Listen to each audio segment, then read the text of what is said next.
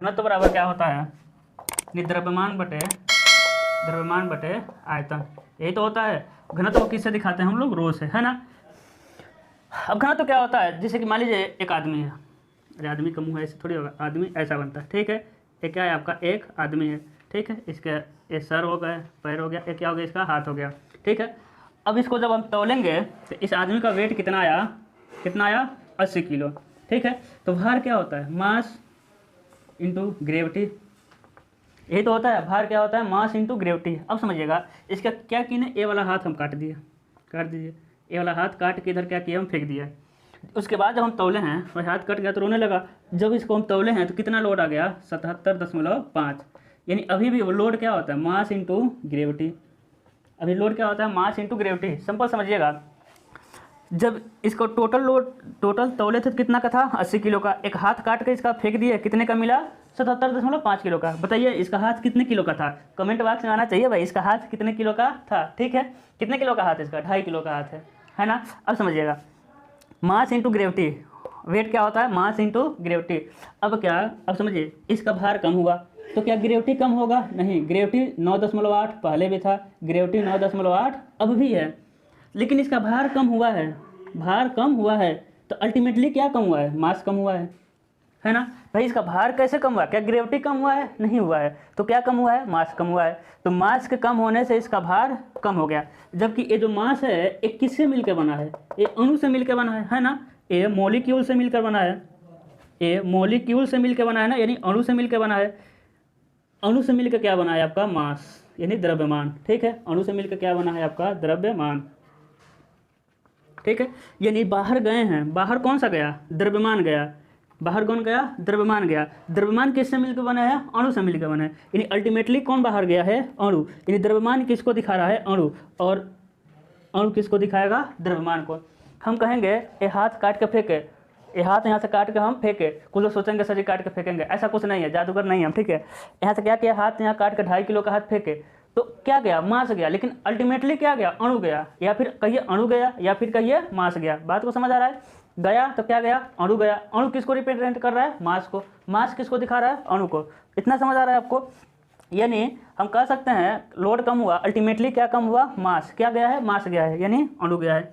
यानी हम कह सकते हैं, अब समझिएगा, यानी क्या होगा, वॉल्यूम यानी डेंसिटी क्या होता है कि नंबर ऑफ, समझिएगा डेंसिटी क्या होगा, number of molecule inter in given volume, है ना। समझिए वॉल्यूम का डिफिनीशन क्या होता है, यानी एक दिए गए आयतन में कणों की संख्या क्या कहलाता है आपका, घनत्व। एक दिए गए आयतन में कणों की संख्या क्या कहलाएगा, घनत्व। अब समझिएगा भाई, मास कम, समझिएगा क्या हुआ, मास कम होगा, समझिएगा मास कम यानी अणु कम। बाहर उसको हाथ को फेंके थे, यानी मास कम या फिर अणु कम, या अणु कम या मास कम। मास कम होने के कारण क्या हो गया, इसका मास कम होने के कारण इसका घनत्व क्या हो जाएगा, कम हो जाएगा, है ना। क्योंकि मास घनत्व के क्या होता है, डायरेक्टली प्रोपोर्शनल होता है। हम पूछते हैं आपसे, अभी देखिएगा, हम पूछते हैं आपसे कि आपके पास वाटर है और आपके पास सी वाटर है। सी वाटर समझ आ रहा है, समुद्र का पानी, है ना। आपके पास पानी है और समुद्र का पानी है। अब बताइए किसका घनत्व अधिक होगा। तो आप जानते हैं समुद्र का पानी को आप पी पाएंगे, नहीं पी पाएंगे। समझिएगा, अभी देखिए कितना क्लियर होगा, क्रिस्टल क्लियर, कि आप समुद्र के पानी को पी पाएंगे, नहीं पी पाएंगे। क्यों, क्योंकि उसमें नमक घुले रहते हैं। नमक किसके बने रहेंगे, नमक के जो उसमें घुले रहेंगे उसमें छोटे छोटे अणु से मिलकर बने होंगे। तो देखिएगा वाटर और सी वाटर में किसका घनत्व अधिक होगा भाई, जिसमें कणों की संख्या अधिक हो गया। तो ये तो सिंपल वाटर है, लेकिन ये जो वाटर है इसमें कुछ नमक के भी कण घुले रहेंगे, है ना। तो इसमें कणों की संख्या क्या होती है, अधिक होती है। यानी अणु की संख्या अधिक, जब अणु की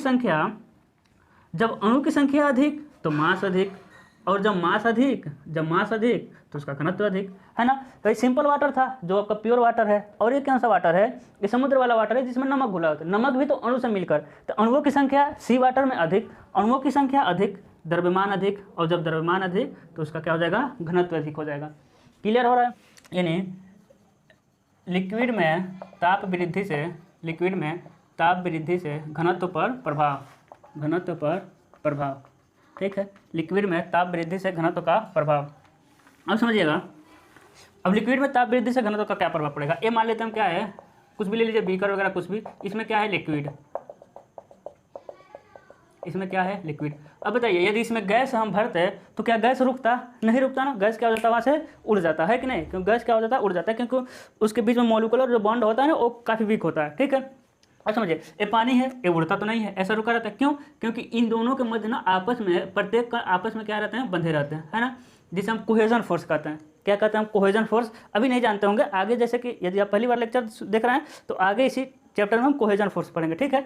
तो कोहेजन फोर्स द्वारा यानी एक कण दूसरे कण से क्या हो रहते हैं, बंधे रहते हैं, इसीलिए उड़ता नहीं, बॉन्डिंग बनाए रहते हैं। अब इसी के नीचे क्या लगा देंगे हम, आग लगा देंगे। अब आग लगा देंगे इससे क्या होगा, आग लगाने से उसके क्या होगा, बॉन्डिंग टूट जाएंगे, प्रत्येक कण जो एक दूसरे से बंधे हुए उसके अंदर का बॉन्डिंग क्या हो जाएगा, टूट जाएगा। बॉन्डिंग टूटने से क्या हो जाएगा, इसके थोड़ा सा आयतन क्या होंगे, बढ़ जाएंगे, क्योंकि बॉन्ड कमजोर हुए तो ये उड़ना चाहेगा, लेकिन इतना भी तो गैस इतना तो कमजोर नहीं हुआ है, जब इसको गैस बना देंगे तब उड़ेगा, लेकिन थोड़ा सा कमजोर होगा, उड़ना चाहेगा, इसलिए उसका आयतन क्या हो जाएगा, पहले से थोड़ा सा बढ़ जाएगा। अब आयतन बढ़ा तो आप जानते हैं घनत्व क्या होता है, मास अपान वॉल्यूम, यानी आयतन बढ़ने से घनत्व क्या हो जाएगा, इसका कम हो जाएगा, है ना। यानी हम कह सकते हैं कि लिक्विड का तापमान बढ़ाने से घनत्व क्या हो जाएगा, घट जाएगा, है ना। लिक्विड के तापमान बढ़ाने से घनत्व क्या हो जाएगा, घट जाएगा, क्यों, क्योंकि लिक्विड का तापमान बढ़ाते हैं तो वॉल्यूम बढ़ता है, वॉल्यूम बढ़ेगा तो घनत्व कम हो जाएगा। इसका सिंपल सा एग्जाम्पल समझिएगा, जैसे कि अब समझिए एक इंटरेस्टिंग एग्जाम्पल है आपका।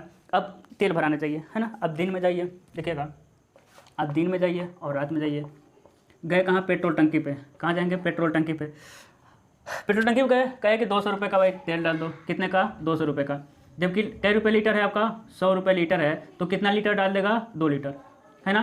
कै रुपये लीटर है आपका, 100 रुपये लीटर है ना, 1 लीटर कितने का मिल रहा है, 100 रुपये का। दिन में गए, अब समझिएगा दिन में पेट्रोल डलवाने पे और रात में पेट्रोल डलवाने पे क्या फ़र्क पड़ता है। दिन में गए 200 रुपये का पेट्रोल डलवाए, 2 लीटर डाल दिया, क्योंकि पेट्रोल 100 रुपये लीटर है।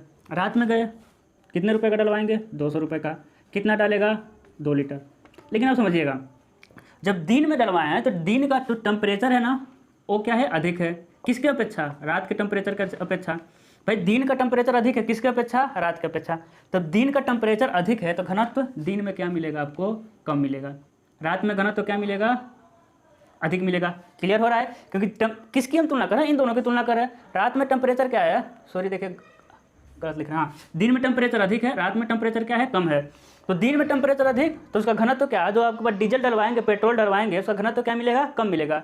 दिन में घनत्व कम मिलेगा, रात में घनत्व क्या मिलेगा, अधिक मिलेगा, क्योंकि रात में दिन के अपेक्षा घनत्व कम रहता है। अब समझिएगा जब घनत्व क्या हुआ आपका, समझिए घनत्व कम मिला, घनत्व कम मतलब क्या, वॉल्यूम तो दोनों का सेम है, क्योंकि तब भी 2 लीटर है, अभी भी 2 लीटर है, वॉल्यूम क्या है, कम, दोनों में सेम है। अब समझिएगा दोनों वॉल्यूम क्या है, कांस्टेंट है। घनत्व घटा यानी मॉलिक्यूल यानी मास घटा, समझिएगा घनत्व घटा यानी मतलब मास घटा, और मास किसको रिप्रेजेंट करता है, मॉलिक्यूल को, किसको इंडिकेट करता है, अणु को, यानी घनत्व घटा यानी मास घटा, मास घटा मतलब अणु घटा, अणु की संख्या यानी कणों की संख्या घट गई। अब यहाँ समझिएगा रात में घनत्व बढ़ा, रात में क्या हो गया, घनत्व क्या हो गया, बढ़ गया, यानी मास बढ़ा होगा। भाई मास बढ़ा होगा तभी तो घनत्व बढ़ा, क्योंकि वॉल्यूम तो दोनों में कांस्टेंट है, यानी मॉलिक्यूल